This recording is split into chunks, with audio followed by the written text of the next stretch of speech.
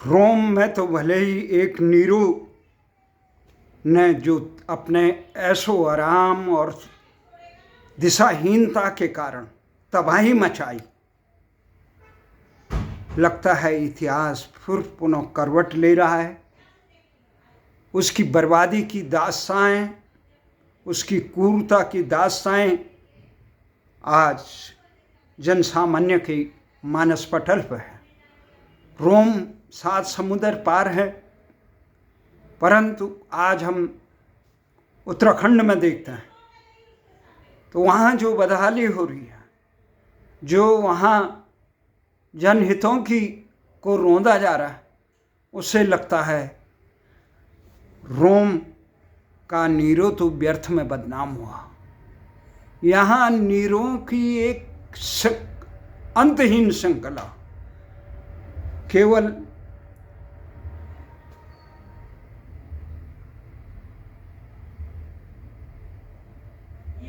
चौदह साल में रोम ने अपने 5वें सम्राट नीरो को से मुक्ति पा ली थी। ईस्वी सन 54 से लेकर ईस्वी सन 68 तक उसका शासन रहा। वह एक कवि था, कहा जाता है कि वो कवि था, एक कलाकार था, सार्वजनिक रूप से गायन, नृत्य, कविता पाठ करता था। उसने अपने माँ, सौतेले भाइयों और कई पत्नियों को सत्ता के नियंत्रण के लिए मरवा दिया था, तबाह कर दिया था, रोम जला दिया था और अपने को इसी तबाही का जश्न मनाता था। उत्तराखंड में भी ऐसे रहेगा। वहाँ एक कहावत है, और खमाछा, और खमाछा, उससे भी बड़ा आज कहावत है, और नाच। आज जिसे देखो उत्तराखंड में ये होली का त्यौहार है, होली मिलन तो हो रहा है, उससे भी ज़्यादा हर जगह खेल तमाशे ही चल रहे हैं। उत्तराखंड इतनी बर्बादी के कगार पे है। वहाँ के मंत्री संतरी जिस प्रकार विधानसभा में उत्तराखंड समाज को रौंद रहे हैं, जिस समय 25 साल हो चुके हैं उत्तराखंड की जन आकांक्षाओं को रौंदा जा रहा है। लोगों ने इतनी शहादतें देके, बलिदान देके, इतना संघर्ष करके जो राव मुलायम के दमन सह के जो उत्तराखंड राज्य बनाया, उसकी अपने निरोवृत्ति के लिए उत्तराखंड के शासकों ने इन 25 सालों में जो रौंदने का काम किया, उसमें नौछमी नारायण से लेकर एक भी ऐसे शासक नहीं रहा जो उत्तराखंड की इस बदहाली को दूर करने के लिए, जिस जन आकांक्षा को साकार करने के लिए उत्तराखंड के राजा, यहाँ नित्यानंद स्वामी से लेकर, तिवारी से लेकर, खंडूड़ी से लेकर, विजय वैगुणा से लेकर, हरीश रावत से लेकर, निशंक से लेकर, त्रिवेंद्र रावत से लेकर, तीरथ रावत से लेकर धामी तक कितने मुख्यमंत्री हुए। मुख्यमंत्रियों की अंतहीन श्रृंखला चल रही है। डबल इंजन, ट्रिपल इंजन है, पर बदहाली दूर नहीं हो रही। लोगों ने खून पसीना दे के, बलिदान दे के राजधानी गैरसैंण बनाने की काम की। वीर चंद्र सिंह गढ़वाली के सपने को साकार करने के लिए गैरसैंण को राजधानी बनाने का जन दबाव में सरकारों ने गैरसैंण में विधानसभा भी बनाई। वहाँ पे बजट सत्र से लेकर शीतकालीन सत्र, मानसून सत्र से लेकर सारे महत्वपूर्ण सत्र हो चुके हैं, पर सरकारें अपने दिल्ली के आकाओं या निरोवृत्ति के कारण गैरसैंण को राजधानी घोषित करने में तैयार नहीं है। वो देहरादून में पंचतारा संस्कृति में नीरो की तरह जनता बदहाली के कगार पे है। सीमांत जनपद, पर्वतीय जनपद जिन्होंने उत्तराखंड राज्य के लिए संघर्ष किया, मांग किया, पृथक उत्तर प्रदेश की मैदानी भागों की भूभाग और सामाजिक संरचना से अलग हो गए, जिस अलग राज्य की कल्पना की थी, साकार किया था, बलिदान दिया था, संघर्ष किया था, उसको साकार करने का जो मूल मंत्र था वो गैरसैंण राजधानी था। उसका मूल मंत्र था भू कानून और मूल निवास का मंत्र था, जो 1950 ने था। जब झारखंड में लोग 1932 कर सकते हैं, उत्तराखंड में 1950 जो कानून सम्मत था, परंतु उत्तराखंड की उदासीन सरकारों के कारण न्यायालय ने जिस प्रकार से वहाँ पे अवांछनीय हस्तक्षेप करके राज्य बनने के दिन से मूल निवास और अवधारणा की, जिस प्रकार से उत्तराखंड के सारे संसाधनों की बंदर बांट की गई, उसके बाद भी यहाँ के शासकों ने ऊप नहीं किया। उत्तराखंड में इतने जुल्म ढाने वाले लोगों को केंद्र सरकार जब नवाजती रही पद्म विभूषण से, तो उत्तराखंड की सरकार में बैठे चाहे भाजपा के लोग हो या कांग्रेस के लोग हो, किसी को उफ कहने की ताकत नहीं रही। किसी ने इस पीड़ा को इजहार नहीं किया। जब उत्तराखंड के हिमालयी क्षेत्र के वन क्षेत्र की जो 1972 तक उन लोगों को उनके अधिकार से उनसे वंचित कर दिया गया षड्यंत्र के तहत, अब षड्यंत्र करके उनको भी वहाँ का मूल निवासी न बताने का कुकृत्य किया जा रहा है।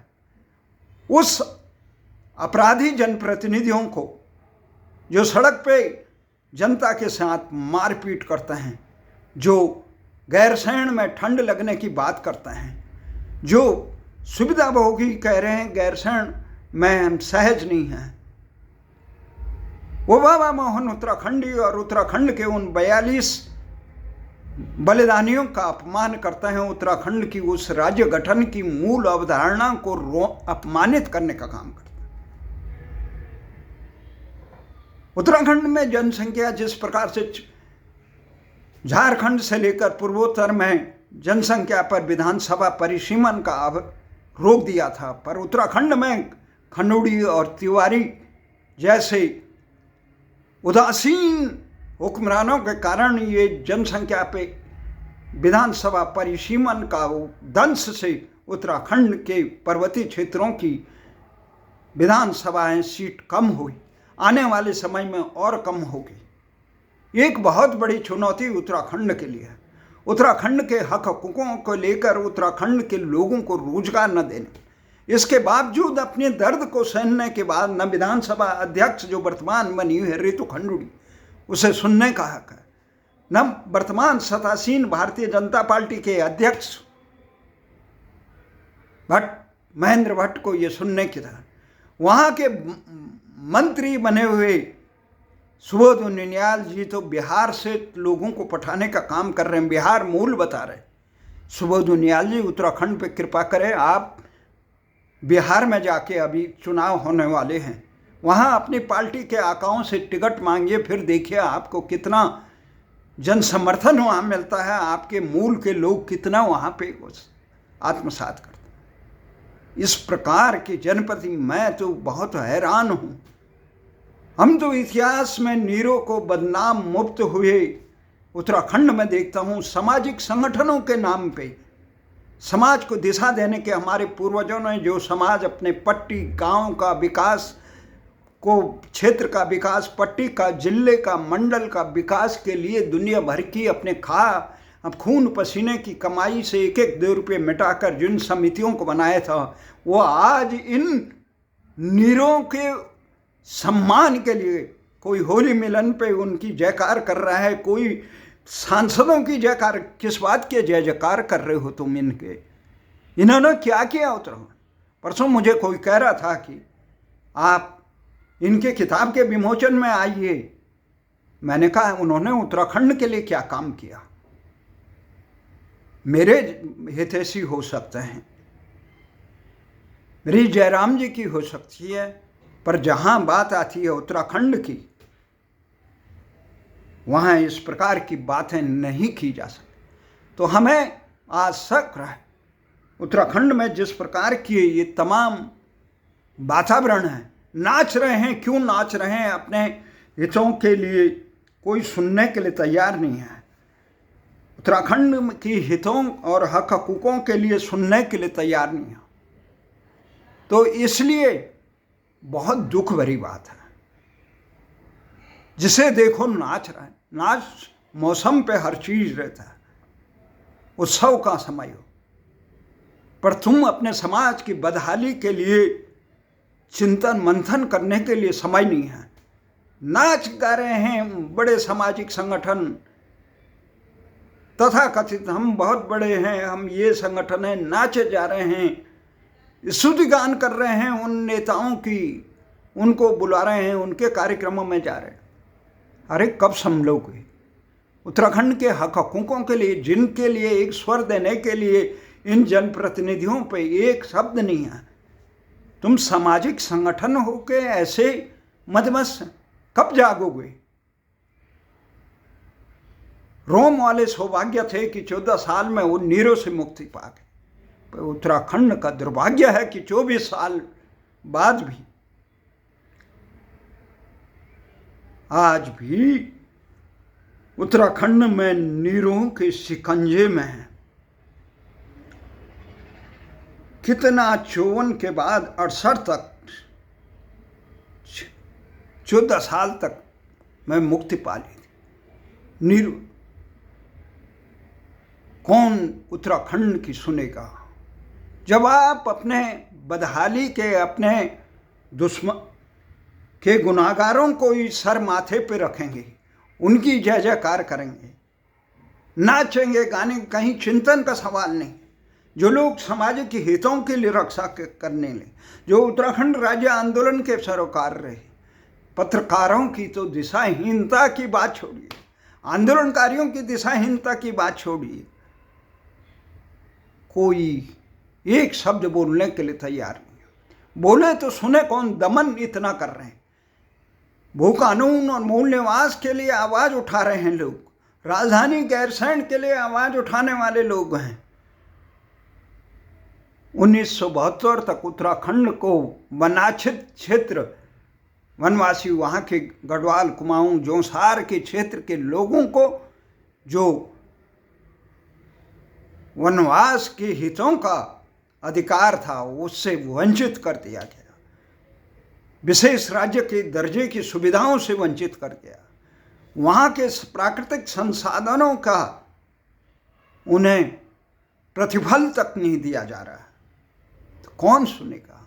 और नाचने में लगे हैं। कोई पार्टियों की जय जयकार कर रहे हैं, कोई भारतीय जनता पार्टी का बना है, कोई कांग्रेस का बना है, कोई आम आदमी पार्टी का बना है, कोई किसी पार्टी का बना है।